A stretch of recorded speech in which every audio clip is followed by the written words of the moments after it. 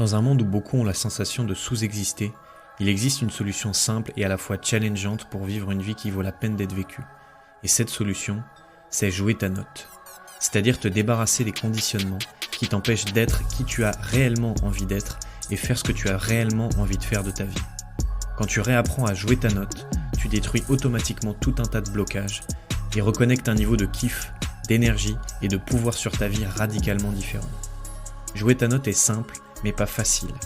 Et c'est pour ça que dans ce podcast, je te partage les clés qui permettent à mes clients en coaching et qui te permettront de démarrer ce chemin. Je m'appelle Charles Ariel, bienvenue dans ce nouvel épisode de Joue ta putain de note. Comment remettre ton pouvoir à l'extérieur ? On va parler dans cet épisode de pouvoir sur sa vie. Et évidemment, remettre ton pouvoir à l'extérieur, c'est le meilleur moyen d'avoir une vie qui ne va pas être très très épanouissante. Mais je vais te parler, en te parlant d'un exemple à moi, d'une manière qu'on peut avoir tous inconsciemment de remettre son pouvoir à l'extérieur. Remettre son pouvoir à l'extérieur, ça veut dire quoi ? Ça veut dire se mettre en référence externe. Se mettre en référence externe, c'est ce qu'on fait tous à certains moments de notre journée. C'est-à-dire, j'ai un choix à faire, j'ai envie de dire quelque chose, j'ai envie de faire quelque chose. Je vais me mettre en référence externe. Par exemple, donc je vais porter mon attention sur l'extérieur et je vais calquer mon comportement sur cet extérieur-là. Exemple tout bête, je sais pas, je suis dans une formation, tout le monde est assis et en fait moi mes chaussures me serrent et j'ai envie d'enlever mes chaussures et de me mettre à l'aise. Avant de prendre cette décision-là, je vais pouvoir me mettre en référence externe, c'est-à-dire je vais regarder l'extérieur, je vais regarder le formateur, je vais regarder tous les autres participants à la formation et peut-être que je vais voir que personne, tout le monde a ses chaussures, personne n'a enlevé ses chaussures et donc je vais me dire comme l'extérieur ne fait pas ça, moi je vais pas faire ça non plus et je vais pas m'autoriser à enlever mes chaussures pour être bien.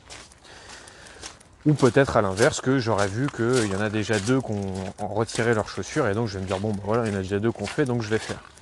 Ça c'est se mettre en référence externe, aller chercher à l'extérieur pour décider ce qu'on va faire intérieurement.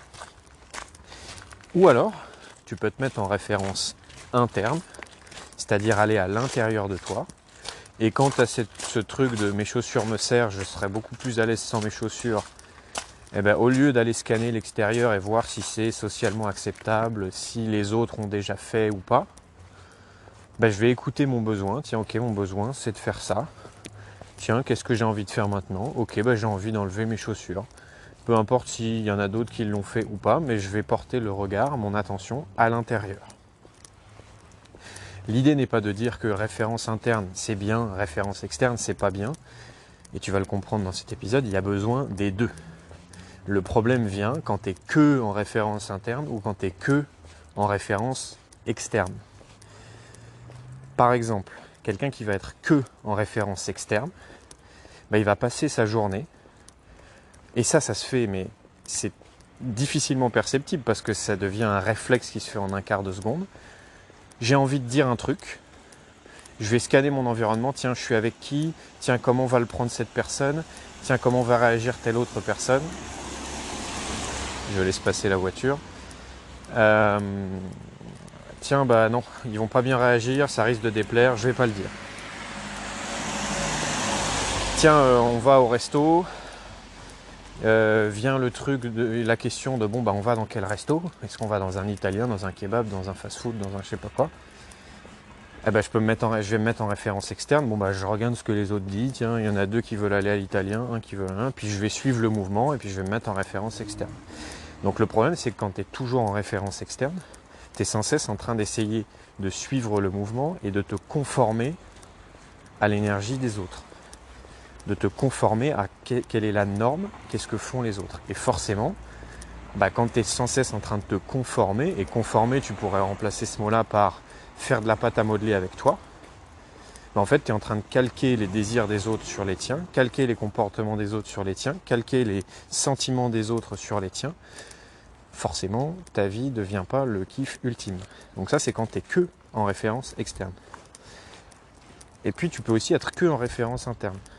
C'est-à-dire, non mais moi, en gros c'est moi qui ai le pouvoir, je m'en fous de ce que pensent les autres, je m'en fous de ce que disent les autres. Je vais à chaque fois à l'intérieur, je me demande ce que je veux, ce que je suis capable de faire, etc. Et je fais par rapport à moi.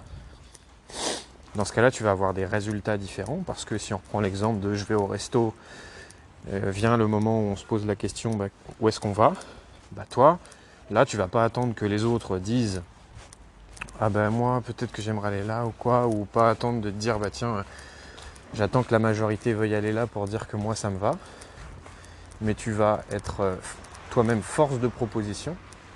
Tu vas être force de proposition et c'est toi qui vas dire moi j'ai envie d'aller là. Ça ne veut pas dire que tu imposes ton truc, mais en tout cas tu viens chercher à l'intérieur de toi, moi j'ai envie de ça, et tu l'exprimes.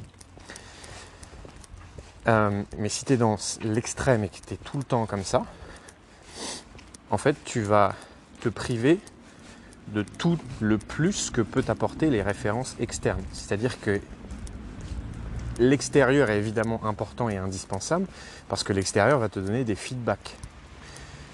L'extérieur, si je sais pas, tu démarres un projet et que tu veux te lancer en tant que youtubeur sur de la pâtisserie, si tu n'es que en référence interne et que tu es toujours non mais moi je sais comment faut faire une bonne vidéo, puis je sais ce qui va plaire, et puis je sais que tel gâteau il plaît à tout le monde, et puis je sais que ma caméra vaut mieux que je la mette là parce que si ça. Et si tu n'es jamais en référence externe à voir quand je fais tel type de vidéo j'ai 2 vues au lieu de 150, en fait je crois que je sais faire des vidéos de YouTube, mais ça serait peut-être bien que j'aille chercher à l'extérieur un professionnel qui va peut-être m'aider et me former. Et bref, tu vas être en mode self-made man, je fais tout seul, et puis basta. Est-ce que tu vois les inconvénients des deux extrêmes ? Donc dans l'un, tu vas être tout le temps en train de faire de la pâte à modeler avec toi, ça va pas être kiffant. Et dans l'autre, en fait, tu vas te retrouver tout seul comme un imbécile ou comme une imbécile, à être en mode warrior, non mais moi je fais ce que je veux, etc. Et puis l'extérieur, on s'en fout. Et du coup, j'ai envie de te partager un exemple personnel dans mon business de comment je suis passé d'un extrême à un autre. Moi, j'ai une forte tendance, j'ai la référence externe aussi, mais j'ai quand même une forte tendance à la référence interne, en tout cas quand il s'agit de projets qui me tiennent à cœur. C'est non mais je vais y arriver, moi je suis pas plus con qu'un autre, voire je suis mieux que les autres, hein. Ça peut être ma croyance si je regarde vraiment au fond de moi. Et donc je vais apprendre, je vais le faire moi-même, voilà. Et c'est comme ça que j'ai commencé dans mon business de coaching. J'ai fait une première formation de coaching, j'ai eu mon diplôme, j'en ai fait une deuxième en PNL, après j'ai décidé de me lancer, et les mois qui ont suivi, ça a été, je fais des trucs pour faire des trucs sur les réseaux sociaux, faire des posts, faire mes cartes de visite, faire la plaque sur mon cabinet, bref, tout un tas d'actions à mettre en place en référence interne de ce que je pensais qu'allait être bon pour moi. Et donc j'étais très peu ouvert à l'extérieur, au feedback que je pouvais avoir. Les feedbacks que je pouvais avoir, ça peut être mon nombre de clients, les gens qui me proposent de m'accompagner niveau marketing, les conseils que certains pouvaient me donner. J'étais pas fermé, mais bon, j'étais dans mon truc de non, moi je vais faire tout seul avec ma référence interne. Résultat, en fait, il m'a fallu... j'ai galéré pendant des mois avec pas autant de clients que je voulais, frustré un max jusqu'à temps que je sois suffisamment frustré pour me dire mon gars, en fait, il s'agirait peut-être de regarder ce qui se passe en référence externe si tu veux vraiment avoir les résultats que tu veux. Donc j'ai commencé à me dire maintenant il faut que je me forme en tant qu'entrepreneur, il faut que j'apprenne à communiquer, il faut que j'apprenne à packager mon offre, il faut que j'apprenne à me servir des réseaux sociaux, etc. Et s'en est suivi des milliers d'euros investis en formation, en coaching business sur les sujets dont je t'ai parlé, pas sur devenir un meilleur coach, mais sur prospecter, vendre, marketer, etc. Et voilà, plusieurs milliers d'euros là-dedans. J'ai fait un premier programme à 1500 € de 3 mois, un deuxième à 5000 €, un autre à 3000 €, avec des trucs super intéressants et tout. Et qu'est-ce que j'ai fait à ce moment-là? Je suis passé dans l'extrême inverse. C'est-à-dire que je suis passé uniquement en référence externe, avec la croyance de base de « Ok, je ne sais rien, je suis nul en marketing, je suis nul en vente, je suis nul en communication, machin. Il y a des informations que je n'ai pas, et l'extérieur a la solution. » Et là, donc, je suis passé dans l'extrême inverse, de mettre mon pouvoir à l'extérieur, et de partir de l'hypothèse de base que tout allait venir de l'extérieur. Donc j'ai nié le fait que, même en fait, si j'ai jamais appris ou été formé ou très peu à ça, en fait j'avais quand même des idées. Je pouvais quand même être créatif. J'avais quand même déjà mon propre réseau. Je pouvais quand même moi-même avoir des idées qui en plus allaient être des super idées puisque ça allait être ma patte à moi. Et donc je ne vais pas être en train d'appliquer une méthode. Et donc j'ai remis complètement mon pouvoir à l'extérieur de moi en me disant, ok, la solution est à l'extérieur. Et donc j'ai tué toute ma créativité, parce que forcément quand tu es en référence externe tout le temps, t'es pas créatif, puisque ta créativité elle vient de l'intérieur. Ta créativité elle arrive quand tu te sondes à l'intérieur, quand tu laisses une idée à toi jaillir. Ça c'est la créativité. Donc j'avais tué toute créativité et toute possibilité de moi-même avoir des idées, prendre des initiatives, etc. Et donc je me suis un peu mis en mode impuissance pendant plusieurs mois. Et donc j'ai appliqué les trucs qu'on me disait, je me suis amélioré sur plein de trucs, j'ai appris et je continue à apprendre énormément de choses sur ça parce que c'est pas du tout mon domaine à la base. Et bien sûr que ça m'a vachement aidé de me tourner vers l'extérieur. Mais le problème, c'est que je me suis rendu compte à un moment donné que je me privais de toute ma créativité et de toute source d'initiative qui venait de l'intérieur de moi, puisque j'avais décidé dès le départ de croire que moi, c'était 0 et que l'extérieur, c'était 100.